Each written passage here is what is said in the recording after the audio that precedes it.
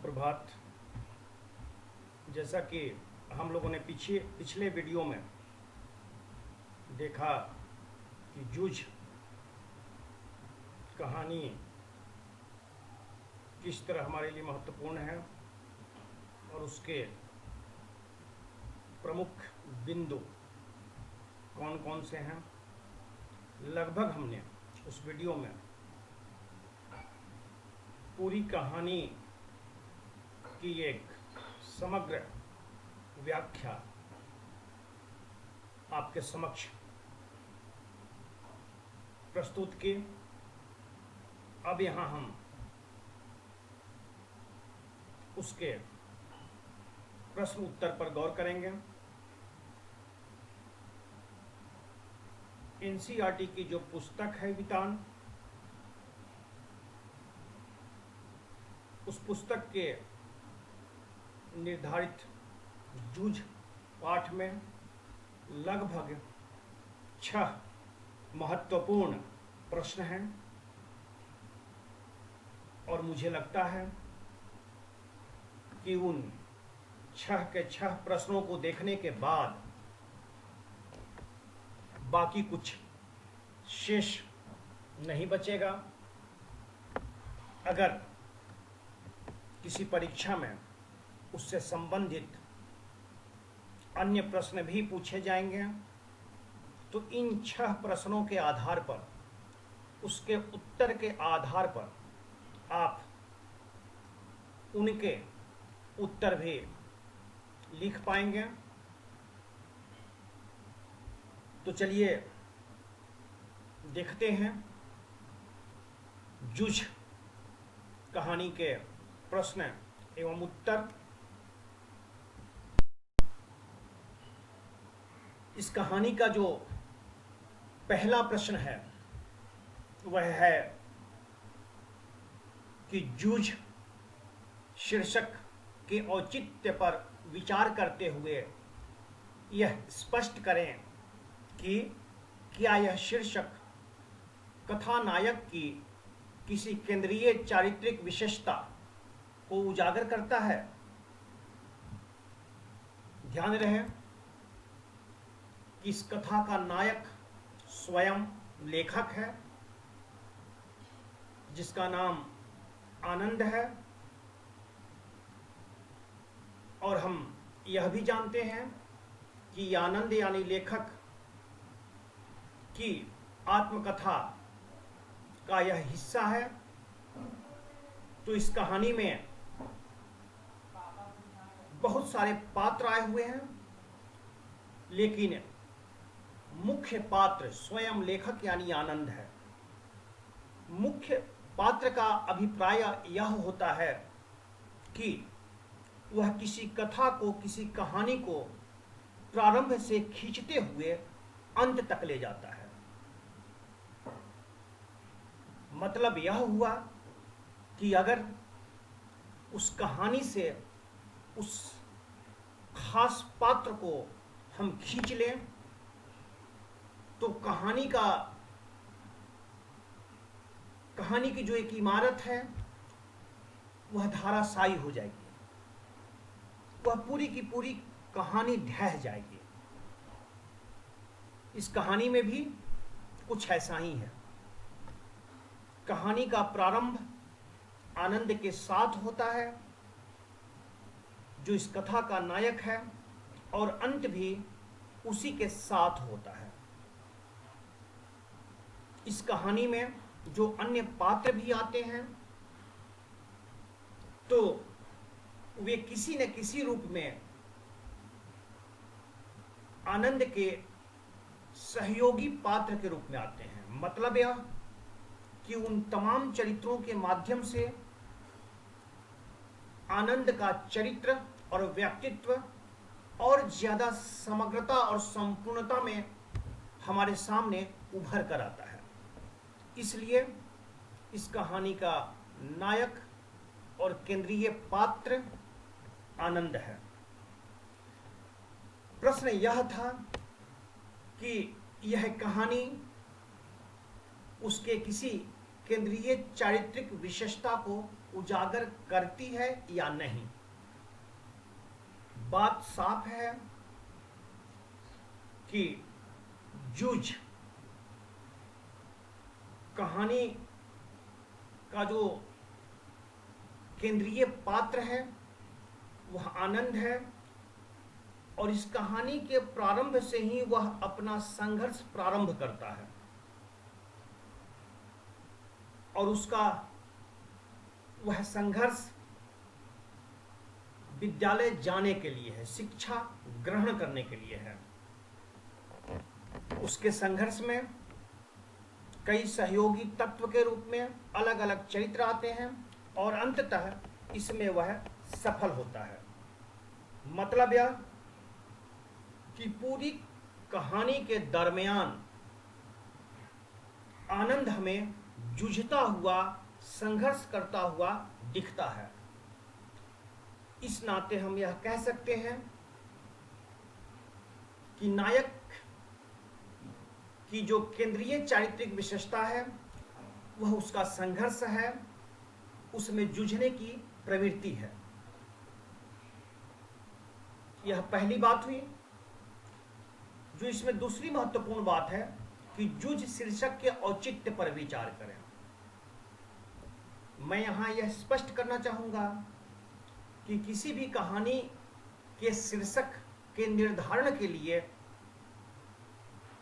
2 या 3 महत्वपूर्ण बातें देखी जाती हैं। मतलब यह कि अगर एक हम कहानी को लिखते हैं तो फिर किन किन बातों को ध्यान में रखते हुए हम उसके शीर्षक का निर्धारण करते हैं। किसी भी कहानी के शीर्षक का निर्धारण करते वक्त हमें 2 या 3 बातों पर ध्यान देना पड़ता है। किसी कहानी का शीर्षक हो सकता है कि उस कहानी के किसी केंद्रीय पात्र यानी कि उस कहानी के नायक या नायिका के नाम पर रखा जाए। ठीक वैसे ही जैसे बहुत सारी कहानियां नजर आती हैं कि उस कहानी का प्रधान पात्र जो होता है उसके नाम पर हम उस कहानी का शीर्षक रख देते हैं। या फिर हम देखते हैं कि उस कहानी के कथ्य में कोई संदेश छुपा हुआ है, कोई बात छुपी हुई है जिसे कहानीकार पाठकों के समक्ष प्रस्तुत करना चाहता है। उस कथ्य के आधार पर, उस विषय के आधार पर भी कहानी के शीर्षक का निर्धारण होता है।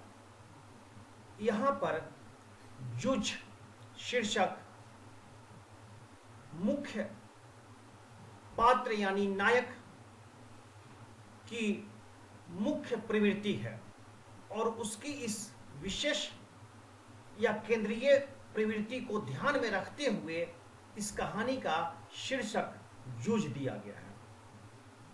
मुझे लगता है कि इस प्रश्न का उत्तर स्पष्ट हो चुका होगा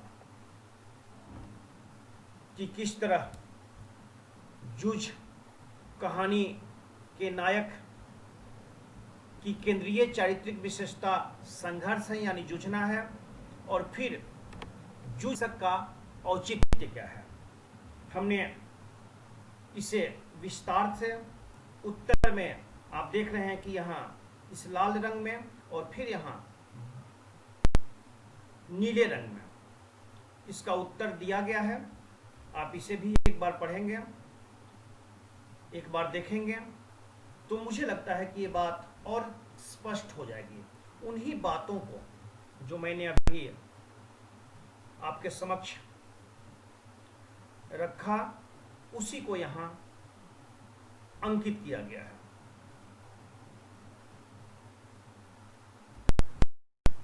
अगला प्रश्न है कि स्वयं कविता रच लेने का आत्मविश्वास लेखक के मन में कैसे पैदा हुआ। पिछले वीडियो में हमने विस्तार से बतलाया कि किस तरह एक लंबे संघर्ष के बाद आनंद विद्यालय पहुंचता है और वहां कुछ अवरोधों के बाद, कुछ दिक्कतों का सामना करते हुए जब विद्यालय से वह जुड़ जाता है, कनेक्ट हो जाता है, उसे लगने लगता है कि नहीं, अब यह विद्यालय पराया नहीं, अपना है। तब उसे कुछ ऐसे शिक्षक मिलते हैं जिनसे वह बहुत ज्यादा प्रेरित और प्रभावित होता है। उसी में से एक शिक्षक हैं जिनका नाम है सौंदलगेकर मास्टर। लेखक की पाठशाला में वे मराठी के अध्यापक हैं और उन्हीं के संपर्क में वह बच्चा यानी आनंद आता है, जबकि सौंदलगेकर मास्टर अच्छे कवि और रसिक व्यक्ति हैं। उनके कविता पाठन के तरीके से लेखक काफी प्रभावित होता है। आरंभ में कविता का उच्चारण वगैरह सब कुछ उनसे वह सीखता है, उसका अनुकरण करता है और धीरे धीरे उसी तर्ज पर उसका नकल करके वह भी कविता रचने और गाने का प्रयास करता है। आरंभ में तो वह तुकबंदी करता है, परंतु अभ्यास करते करते अच्छी कविताओं को भी रचने लगता है। और इस प्रकार हम देखते हैं कि सौंदलगेकर मास्टर उसकी प्रतिभा को निखारने में बहुत हद तक उसकी सहायता करते हैं, उसकी प्रशंसा करते हैं, उसे एप्रिसिएट करते हैं और बहुत सारी बातों को, वैसी बातों को जो कविता लेखन के व्याकरण से संबंधित है, लेखक को बताते हैं, समझाते हैं, उसे बताते हैं कि एक कवि को किन किन बातों पर ध्यान देना चाहिए, किस तरह हम एक कविता को अच्छी कविता बना सकते हैं। और फिर इस दिशा में लेखक आगे बढ़ जाता है, उसका आत्मविश्वास बढ़ने लगता है और फिर वह कविताओं को रचना प्रारंभ कर देता है। तो इस तरह हम देख सकते हैं कि लेखक में स्वयं कविता रच लेने का आत्मविश्वास कैसे पैदा होता है। इसमें सबसे सहायक तत्व के रूप में मराठी भाषा के अध्यापक सौंदलगेकर की भूमिका है। तो इसका उत्तर भी मैंने यहां पर अंकित किया है और यहां पर नीले रंग में आप देख रहे हैं। इसका उत्तर 2 खंडों में है, जो कि प्रारंभ नीले रंग से होता है और यहां पर यह आकर समाप्त हो रहा है। तो आप इसे देख सकते हैं, इसे पढ़ सकते हैं। प्रश्न है, आपके ख्याल से पढ़ाई लिखाई के संबंध में लेखक और दत्ताजी राव का रवैया सही था या लेखक के पिता का? जैसा कि आप जानते हैं कि लेखक के पिता, हम कह सकते हैं कि वो पढ़ाई के दुश्मन थे। दूर दूर तक उनका शिक्षा से कोई सरोकार नहीं था, कोई लेन देन नहीं था। उनका मानना था कि हमारे लिए खेती ही उचित है और इसी से हमारी रोजी रोटी चलेगी। लेकिन दत्ताजी राव का दृष्टिकोण कुछ अलग है और अलग नहीं होता तो शायद लेखक पढ़ नहीं पाता। तो दोनों का अपना अपना दृष्टिकोण है, दत्ताजी राव का दृष्टिकोण और लेखक का दृष्टिकोण, लेखक के पिता का दृष्टिकोण। मुझे नहीं लगता कि इस बात को जानने में, समझने में किसी तरह की दिक्कत आएगी। पढ़ाई लिखाई के संबंध में लेखक और दत्ताजी का रवैया निश्चित रूप से सही था, उनका दृष्टिकोण सही था, क्योंकि पढ़ाई लिखाई के बिना जीवन लगभग बिगड़ जाएगा। जीवन को अगर संवारना है, समाज को संवारना है, देश को संवारना है, आर्थिक और सामरिक रूप से समृद्ध करना है, शक्तिशाली करना है, तो निश्चित रूप से एक परिवार से, व्यक्ति से लेकर देश को शिक्षित होना बहुत जरूरी है। इसलिए अगर शिक्षा के प्रति लेखक का रुझान है और दत्ता जी का है तो वह सराहनीय है और यह सही कदम था, क्योंकि पढ़ाई लिखाई मनुष्य की सोच को विकसित करती है, उसे किसी विषय पर जागरूक बनाती है। पिताजी का खेतों में दिन भर काम करना, उसके बाद भी घर के लिए पूरा नहीं हो पाता था। मतलब यह कि पढ़ाई के बिना, शिक्षा के बिना, चाहे वह नौकरी हो, व्यापार हो या यहां तक कृषि कर्म हो, सब कुछ अधूरा है। कहीं ना कहीं शिक्षा वहां पर एक सहयोगात्मक, एक सहयोगी की भूमिका निभाती है। लेखक सोचता है कि यदि वह पढ़ाई लिखाई कर लेगा तो किसी अच्छी जगह नौकरी करने लगेगा, और यह प्रेरणा उससे गांव के वैसे लोगों से मिलती है जो नौकरी करते हैं। उसे लगता है कि उनके पास हमेशा कुछ न कुछ पैसा रहता है, या फिर आगे चलकर वह किसी किस्म का व्यापार करेगा। इसीलिए वह पढ़ाई लिखाई पर जोर डालता है। परंतु पिता इसके विरुद्ध है, क्योंकि वह अनपढ़ थे और अशिक्षा के कारण ही कहीं न कहीं उसकी मां भी तमाम किस्म के शोषण को झेल रही है। तो मुझे लगता है कि बात आप तक पहुंच गई होगी कि लेखक और दत्ताजी राव का दृष्टिकोण उचित है, सही है, समाज के हित में है, देश के हित में है, व्यक्ति के हित में है। और लेखक के पिता का दृष्टिकोण या जो कार्यशैली है या जो उनकी सोच है, वह ना स्वयं उनके हित में था, ना ही लेखक, ना ही देश, ना ही परिवार और ना ही समाज। यानी कि लेखक के पिता की सोच अनुचित थी और लेखक एवं दत्ता जी की सोच और दृष्टिकोण उचित है। अगला प्रश्न है, दत्ताजी राव से पिता पर दबाव डलवाने के लिए लेखक और उसकी मां को एक झूठ का सहारा लेना पड़ा। जैसा कि हमने बताया था कि किस तरह एक योजना के तहत दोनों दत्ताजी राव के पास जाते हैं और पिता से झूठ बोलते हैं। उस योजना की जानकारी पिता को नहीं है। यदि झूठ का सहारा न लेना पड़ता तो आगे का घटनाक्रम क्या होता? ध्यान रहे, अगर यह झूठ का सहारा लेकर वे लोग ऐसा अगर नहीं करते, वैसी स्थिति में कहानी में किस तरह के परिवर्तन होते, अनुमान लगाया। ध्यान रहे, मोटे तौर पर हम कोई धारावाहिक देखते हैं, मोटे तौर पर हम कोई फिल्म देखते हैं, उसकी अपनी एक कहानी होती है जिसका स्वाभाविक विकास होता है। नेचुरल वे में वो कहानी धीरे धीरे विकसित होती जाती है। कई बार अस्वाभाविक विकास भी उसमें दिखता है। तो यह आपको अनुमान लगाना है कि अगर ऐसे हुआ होता या ऐसा नहीं होता तो कहानी किधर जाती। हम बहुत सारी संभावनाएं तलाश सकते हैं। हो सकता है उसके पिताजी बुरी तरह उसे पीटते, दत्ताजी राव का सहारा न लेकर वह स्वयं इस प्रस्ताव को रखता,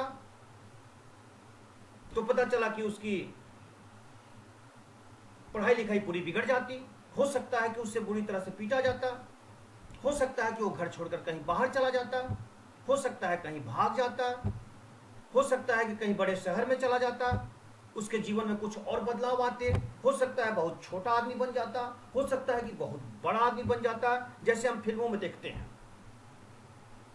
कुंभ के मेले में कोई बिछड़ गया, बिछड़ने के बाद एक दो भाई थे और पता चला कि कहानी कहां से कहां चली गई। तो इस तरह की संभावनाएं, मतलब काल्पनिक संभावनाएं आप तलाश सकते हैं और उन संभावनाओं को तर्क के आधार पर स्थापित कर सकते हैं और उत्तर लिख सकते हैं। ध्यान रहे, इस प्रश्न का कोई एक उत्तर निर्धारित नहीं हो सकता है।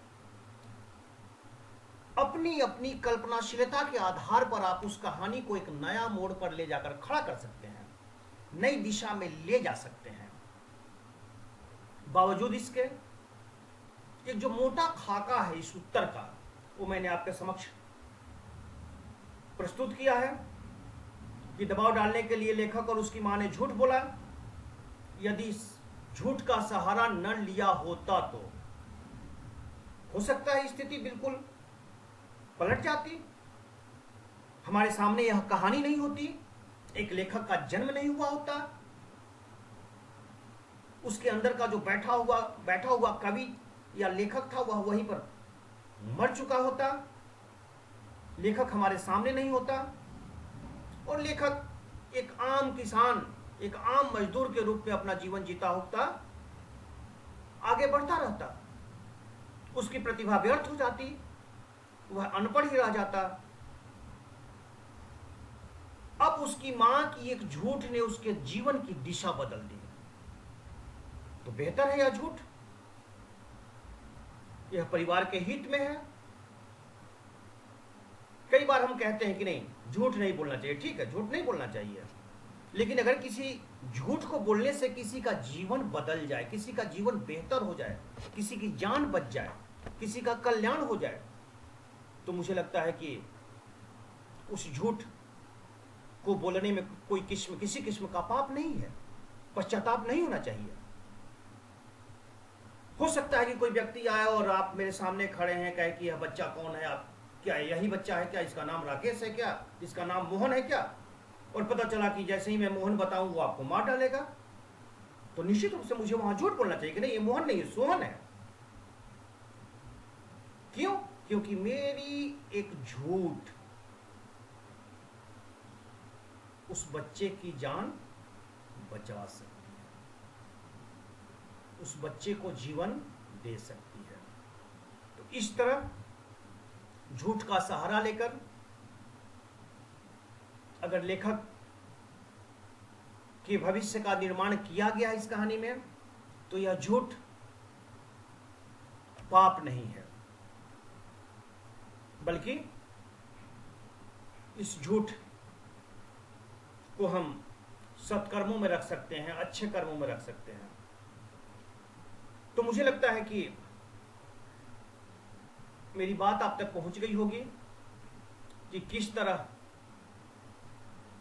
अगर ऐसा नहीं हुआ होता तो कैसा हुआ होता, इसकी संभावनाओं को आप तलाश सकते हैं। काल्पनिक उड़ान भरने के लिए आप पूरी तरह स्वतंत्र हैं।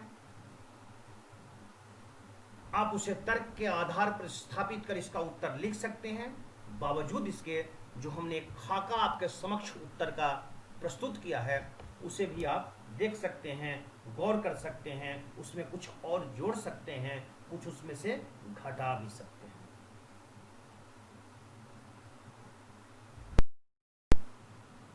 अगला प्रश्न है, श्री सौंदलगेकर के अध्यापन की उन विशेषताओं को रेखांकित करें जिन्होंने कविताओं के प्रति लेखक के मन में रुचि जगाई। ध्यान रहे, यह प्रश्न पूरी तरह से फैक्चुअल है, तथ्यात्मक है। मतलब यह कि उक्त पाठ में उस अध्यापक की कुछ विशेषताएं गिनाई गई हैं और हम उसे बदल नहीं सकते हैं। यह विश्लेषणात्मक प्रश्न नहीं है कि आप विश्लेषण करके तर्क के आधार पर इसके उत्तर को आप स्थापित कर सकते हैं, बल्कि यह फैक्चुअल है, तथ्यात्मक है, और जो तथ्य वहां पर अंकित हैं लगभग उन्हीं तथ्यों को लिखना पड़ेगा। तो आप देख रहे हैं विशेषताओं, वे जिस विषय को पढ़ाते थे उसमें स्वयं बहुत रुचि रखते थे, पढ़ाते पढ़ाते उसमें एकदम रम जाते थे, डूब जाते थे। कविता पढ़ाने का जो तरीका था बहुत ही प्रभावशाली था, और इसी तरीके से लेखक प्रभावित होता है। बहुत ही सुरीला गला था उनका, छंदों का अच्छा ज्ञान था, और जिसके कारण उनकी कविता बहुत अच्छी कविता बन पाती थी। जो कविता का अध्यापन था उसमें जीवंतता आ जाती थी, जिससे लेखक प्रभावित होता है। उन्हें अंग्रेजी तथा मराठी भाषा के कवियों की कविताएं कंठस्थ थी, याद थी। बहुत सारे अंग्रेजी के कवियों को, उनकी कविताओं को रेफर करते थे वो।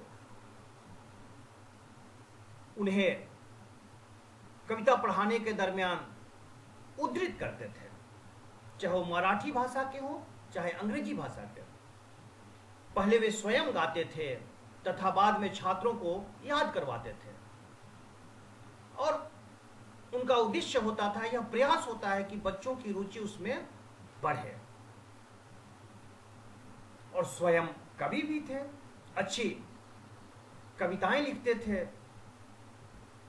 और उन कविताओं से संबंधित अनुभव छात्रों से साझा भी करते थे। यही तमाम विशेषताएं थी जो लेखक के मानस पटल को प्रभावित करती है और अंततः उसे एक कवि और एक लेखक के रूप में स्थापित करती है। मुझे लग रहा है कि इस प्रश्न का उत्तर आपको मिल गया होगा। कुछ और बातें भी हो सकती हैं जिसे आप अगर जोड़ना चाहते हैं यहां जोड़ सकते हैं, लेकिन अगर इतनी बातों को आप समग्रता में यहां प्रस्तुत करते उत्तर के रूप में, तो यह अपने आप में काफी है, मोर देन सफिशिएंट है। अगला प्रश्न है कि कविता के प्रति लगाव से पहले और उसके बाद अकेलेपन के प्रति लेखक की धारणा में क्या बदलाव आया। इस पाठ को पढ़ाने के क्रम में मैंने बताया था कि किस तरह प्रारंभ में लेखक समूह में यार दोस्तों के बीच रहना चाहता था, हर व्यक्ति रहना चाहता है, लेकिन धीरे धीरे उसकी यह अवधारणा बदलती है। और कब बदलती है? जब उसके अंदर का कवि जन्म ले लेता है, उसके अंदर का कवि जो है प्रस्फुटित हो जाता है, और धीरे धीरे जब वह आकार ग्रहण करने लगता है, धीरे धीरे जब उसका कवि कविताओं को जन्म देना शुरू करता है, अब उसे यह लगने लगा कि नहीं, अब अकेले में रहना ज्यादा अच्छा है, क्योंकि अकेले में रहेंगे तो कविताओं का अभ्यास करेंगे, कविता रचने का अभ्यास करेंगे, उस प्रक्रिया पर सोचने का अभ्यास करेंगे, सोचने का समय मिलेगा, छोटी छोटी वस्तुओं, प्रकृति के तत्वों को देखने का, अवलोकन करने का समय मिलेगा। इसी का परिणाम है कि जो अकेलापन उसे पहले काटता था या काटने दौड़ता था, वह अकेलापन अब उसे अच्छा लगने लगा और उसे अकेलेपन का महत्व का पता चला और उसका फायदा, उसका लाभ लेना उसने प्रारंभ कर दिया। कारण था कि कविता को रचना और फिर उसका सही उच्चारण करके सही आरोह अवरोह में उसे गाना, और फिर कई बार गाते गाते अभिनय करना, नाचना, यह सब अकेले रहकर ही संभव था, यह समूह में संभव नहीं था। और ऐसा करने से उसे सफलता भी मिलने लगी। वह अपने ढंग से कविता के उच्चारण में बदलाव भी करने लगा। कई बार वह एक ही कविता को कई तरह से गाने का रियाज करने लगा। तो इस प्रकार हम पाते हैं कि कविता के प्रति जैसे ही लगाव उसमें पैदा होती है, ध्यान रहे, यह लगाव पैदा करने के पीछे जो कारक तत्व हैं, जो मुख्य भूमिका निभा रहे हैं, वो है सौंदर्यकर मास्टर। तो जैसे ही कविता के प्रति लगाव बढ़ता है या होता है तो वह अकेलेपन जो पहले काटने दौड़ता था अब उसे अच्छा लगने लगा। लेखक की धारणा पूरी तरह से बदल गई। जो पहले अकेला नहीं रहना चाहता था अब वह कोशिश करता है कि मैं अकेला ही रहूं, क्योंकि अकेले रहकर ही कविता लिखी जा सकती थी, गाने का अभ्यास किया जा सकता था। मुझे लगता है कि इस प्रश्न का उत्तर भी आपको मिल चुका होगा। मेरी बात आप तक पूरी तरह पहुंच चुकी होगी। तो देखते हैं अगले प्रश्न को।